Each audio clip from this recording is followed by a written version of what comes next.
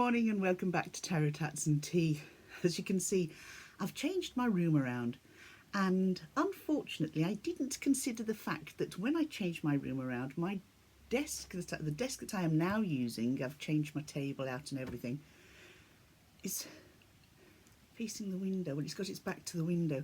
As a result, I've got this glare coming in, so I'm going to have to rethink how I do my videos because I'm not changing the room around again. It was a bit of a 2-day task that nearly drove me insane. Right, I'm here today to talk about a couple of books, but also to discuss what decks I'm going to use for my year ahead spread. And I tell you why. The desk space that I've got, it's a drop leaf bureau. And I've had this, it's been sitting in that far corner for years, just used as storage, to be honest. And I thought I need more room in here. The table I had was an old kitchen table that I had resined the top, and it took up such a vast amount of room that I was running out of space. So I had a major clear up. Everything's looking orderly and in its place, and my decks are here. I have a nice bookshelf. I picked the bookshelf up off the Arklow freebies, people just giving stuff away that they've no longer got any use for, and that bookcase was one of them, which I'm really pleased about. I have a lot of there's a lot of a mixed group of books there. Predominantly they are stories, and many of them include tarot or the esoteric of what some sort. There are a couple of murder mysteries. My tarot books, I used to have a pink bookshelf there. They are taking up this whole bookshelf here. I didn't realise I had so many, and I know I've got one coming this Christmas as well. So I've a vast tarot library, which I'm very lucky to have. It's been a collection that's been going on for a number of years. And as a result, with this table being that much smaller, I don't know if I'll get my year ahead spread on here because I have a tendency of using 3 decks. So I'm going to look at the small tarot in a tins that I have and see if I can get them on this tabletop. And if I can, all well and good. If I can't, well, it's hello dining room table. Or I could even put it on the floor in this room because this is my space. Nobody really comes in here. And I can leave the spread out and keep going back to it and making more notes. That's what I love about my year ahead spread. I like to have it somewhere where it can sit and stay, and you can go back and see something that you might have missed on your first sort of reading of it. So here goes. First of all, I have just finished reading this particular book here, The Book of Witching. I ordered this only a couple of weeks ago on Amazon, and I read it in the space of 2 days. I have to say, I couldn't put it down. I really did enjoy it. It flips back from centuries ago to modern day. Okay, I will read the blurb on the inside of the cover here, and I would recommend, if you're looking for something to read and you like things that have sort of esoteric twists to them and embrace people being themselves, but the hard times people go through for being themselves, because as we know, somebody who was just a simple herbalist would have been burnt at the stake for witchcraft. You know, somebody who was a healer, the same. So that's what this is all about. And we have here, it starts off in Glasgow in 2024. Clem waits by her daughter's hospital bed. Erin was found on an idyllic beach in Finhallow Bay, Orkney, with catastrophic burns and only one memory. Her name is Nyx. But how did she get these burns, and how did her boyfriend end up being burnt alive? Orkney, 1594. Accused of witchcraft, Alison Balfour awaits trial.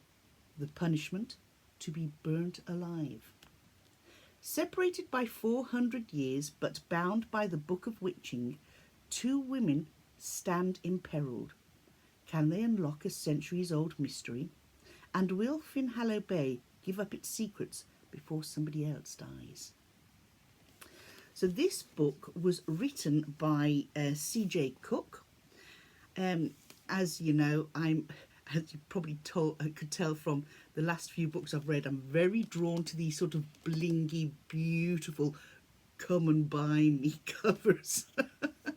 And so far, touch wood, I have not been let down. And praise for C.J. Cook from the likes of Chris Whitaker, rich, chilling and gorgeously gothic, the kind of enchanting, terrifying mystery I adore. C.J. Cook is a master of the feminist gothic by Catherine May. Beautiful prose by Carrie Thomas. Fascinating and enthralling by Nina Patel and Prima.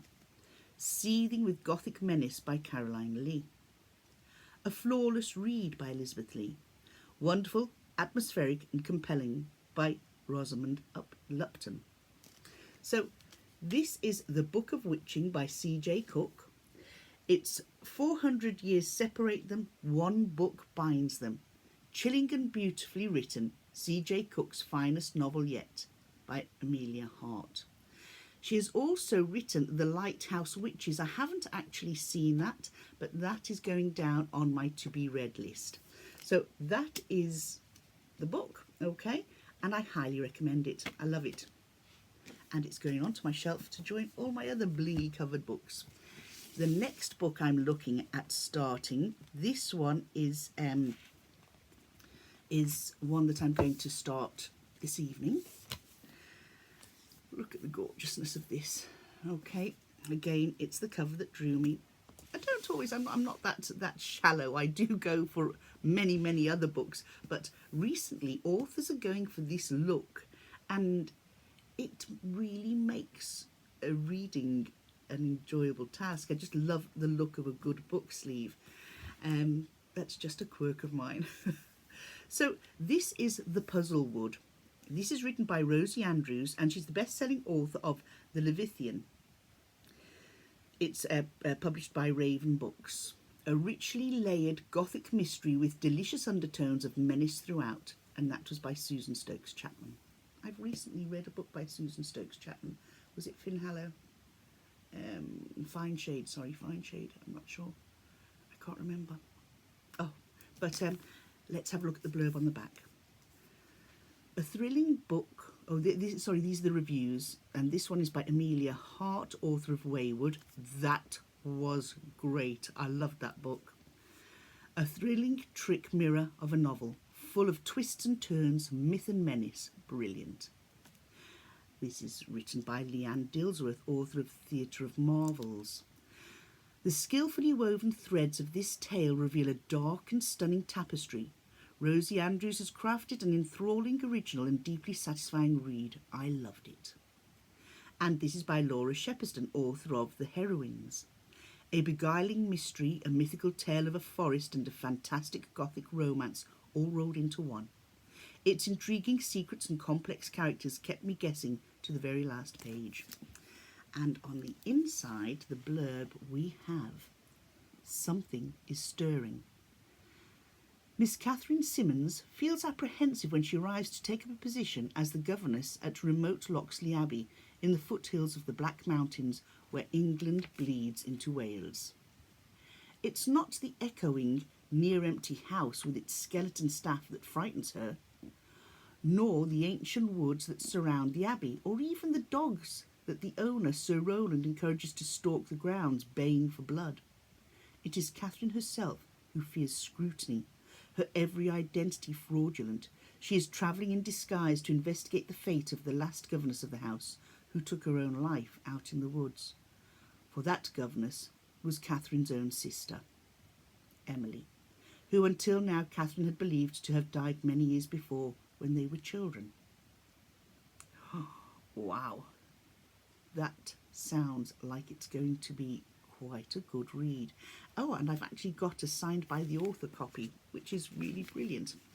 I purchased this some time ago when I was in Wales with my mum. We have this thing that we like to do together. We go to Waterstones in Llandudno and we pick out a book, we buy our book, and then we go upstairs to their coffee shop and we have a cake of our choosing. Often it's carrot cake and a lovely cup of coffee. They do the nicest cup of coffee there. So anybody watching in North Wales, head off to Waterstones in Llandudno, pick your book and go and enjoy the start of it while enjoying a lovely cup of coffee there. So this book is, because I have bought so many over the last few months, I'm only getting around to reading some of them now. But you see, then I get distracted by seeing books like this, buy them and read them, and they sort of push the books I've bought further and further back, which it shouldn't have done, but it has. So that's my next read. So I'm going to pop this one over here, because this is going to go on this shelf there. Let's have a look. Where can we put it? Look, a new shelf, and already it's full. So let's see. I'm going to put this here. Oh, no, I'm just trying to think. Was it the Shadow Key? Hold on. Susan Stokes Chapman. It was the Shadow Key I read, and that was brilliant. Yes, I actually loved that. So I hope this book is going to be just as good. Right, I'm going to pop that up there on my bureau, and let's look at the cards.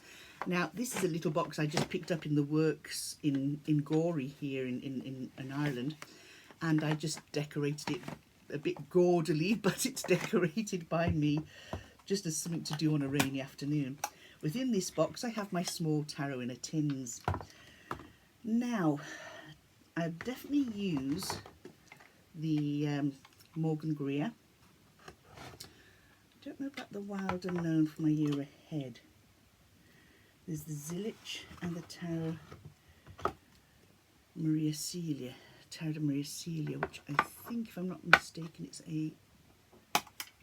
Oops, excuse me. Let me have a look. Oh, let's have a look. I might use this, you know. Devil, Pope. It is a Tarot de Marseille. I can do, yeah. I think I might use a Marseille deck this year, and I think this will be it. Let's have a look at and see what this desk is like for size. So I'm just going to pop that deck there. So that's the Tarot de Marie Celia, and it's a Marseille deck. Okay, so there we go. The room's got this green hue to it because my blind is green, and there's a green carpet on the walls, so it's really green looking today because we've got this light coming through. I'm just going to have to try and work something out. Then I have my Morgan Greer in a tin, which is slightly smaller than my other Morgan Greer that's kept in here. Here we go. Yes, that's my Morgan Greer. What shall I do? Why do I use 3 decks in my year ahead spread? I'll tell you now. A, because it's a habit I've got into, and it just gives such a deep reading. But B, I like to give each card the opportunity to come out, because I draw 3 cards for each month. I do it for 12 months, so it starts January right the way around to December. And I pull a card from one deck, which is my general reading, which I think I'll use the Morgan Greer for that. The second card ahead, the second card I use in each month would be from a different deck, and that will be challenges or obstacles that each month may face. And then the third card that I pull is for how to overcome these challenges and obstacles. I then use my, where are we? It's here somewhere. Where have I put it? Just bear with me. This is what happens when we have our big move around. I then use my Ancestral Path Tarot, and I pull 4 cards out for this, one for each season. So it would be for winter, spring, summer and autumn, and that's just advice for each quarter from my ancestors. So in all it's 4 decks, but 3 for the main spread, and the larger one there for my 4 cards from my ancestors. So let's have a peek. Will this fit 36 cards on the table? I don't know. but we can have a look. I'll take photos and I'll pop them in here as I'm going along. So we'll use the Morgan Greer first. Remember, this is a trial run, this is not my reading, okay? Just to see if it fits on here. So we have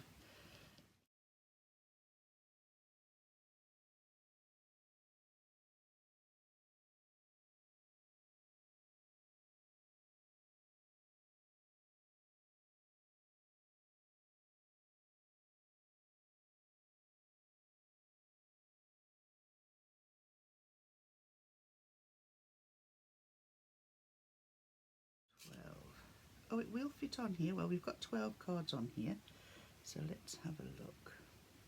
It's a good job I've decided to use my tarot in a tin, because a full-size deck would not fit on here.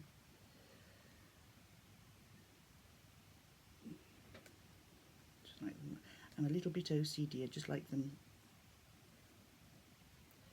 all lined up, but it also takes care of the spacing.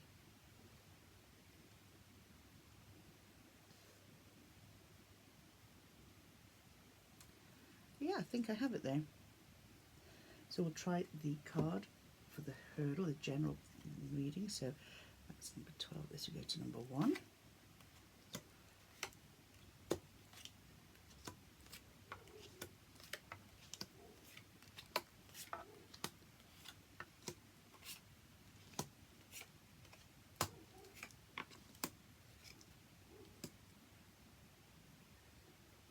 And then, oops, we can give the third card a place.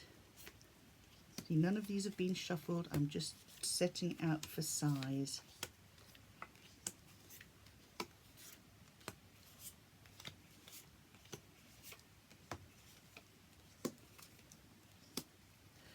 Yeah, that looks like it's going to fit there quite nicely. Let's just take a picture of this that I can show you here. Let's have a look. This notebook over here, I'm going to move that.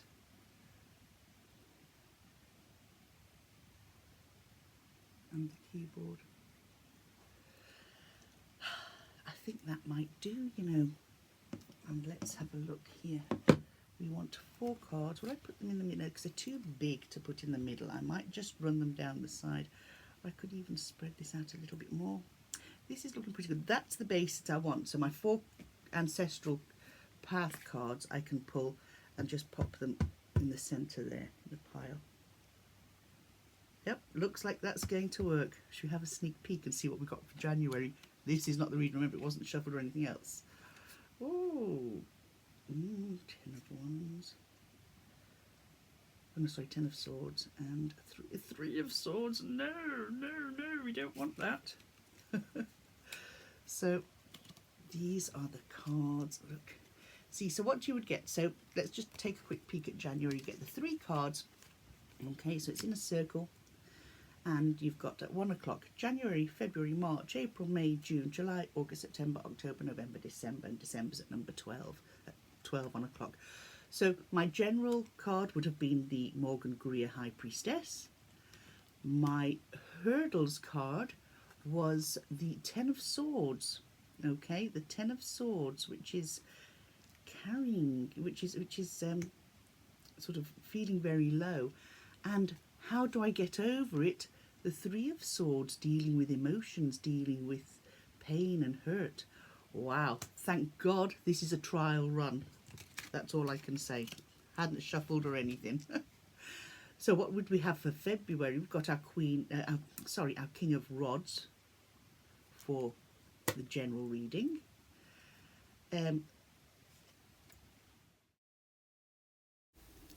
Moon, Elaine. We've got the moon, not the sun, the moon. Get it right, woman.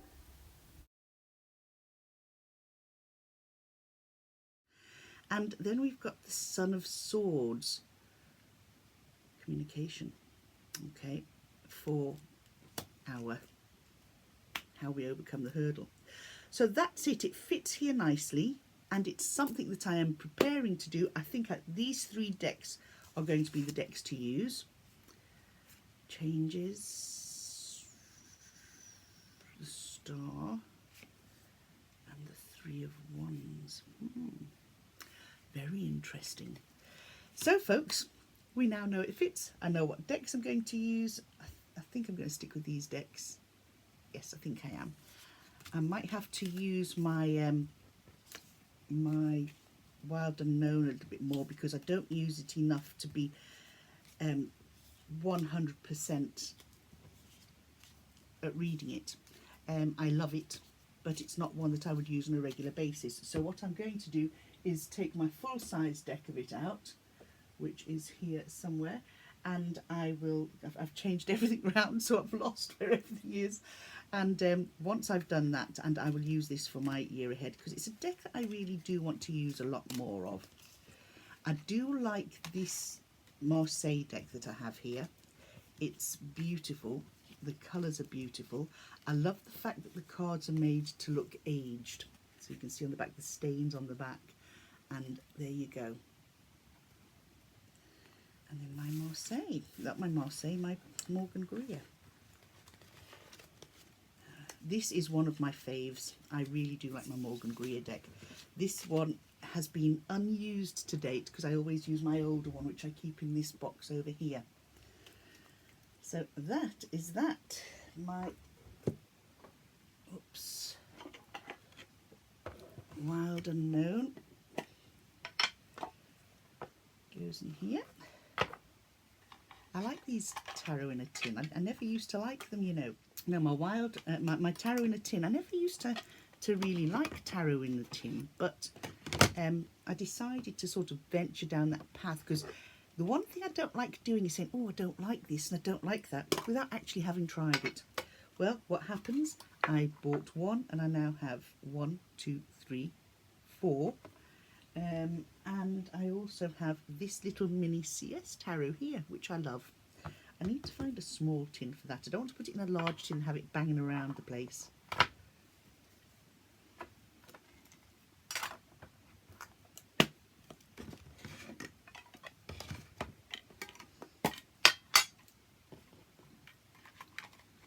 So it fits and it fits beautifully. I posted last time that I'd been over looking after my mum and that she wasn't well. Just an update. Mum has now been discharged from hospital. I went over to look after her because she'd fallen and broken 3 ribs, and she was finding it very, very difficult to move about. And she was in a huge amount of pain, and the medication wasn't agreeing with her. I was there for 3 weeks, came back, and lo and behold, on the day that I sailed back, the following day, my mum was taken into hospital and it was discovered she then had shingles. And what I did not know about shingles, I always was under the impression that it was the chickenpox virus and that if you've had chickenpox you get shingles. Well, yes, that is the case, but I didn't realise that when you've had chickenpox, that the shingles virus can lie dormant in your spine, and a trauma to the body can also start shingles, which is how the doctors believe my mum developed it. Anyway, she had gone in, she was very well looked after by my sister and brother and my daughter and my nephew, and but she ended up having to go back in. The medication was really causing her a problem, and so she's been in for just over a week, and she returned home, well, to my sister's the other day. So I'm really delighted to let you know that she's on the up and up, and she's looking and sounding more like her old self. So for all of you that sent up prayers and lit candles and sent healing and distant healing, I really, really appreciate it. It's worked, and thank you so much. So on that note, I will end this video. It's just a short one, 24, 25 minutes, to say hi, to say thank you, and just to share what I'm reading, what I have read, and what my intentions are for my year ahead spread. As we get closer and do the year ahead spread, I might do that, share that with you. I might not, I might not. But going forward, I'm going to try and, my aim is to try and do a bit more with this channel this year, because I know I have had big gaps, big spaces in between videos, and I do apologise about that. But this year has been has been quite a topsy-turvy year, particularly the second half of it. So, folks, on that note, I will love you and leave you. Have good Yule, have a good Christmas, have a good holidays, whatever it is you celebrate, however you celebrate. Stay safe, stay happy, and be you. Bye now.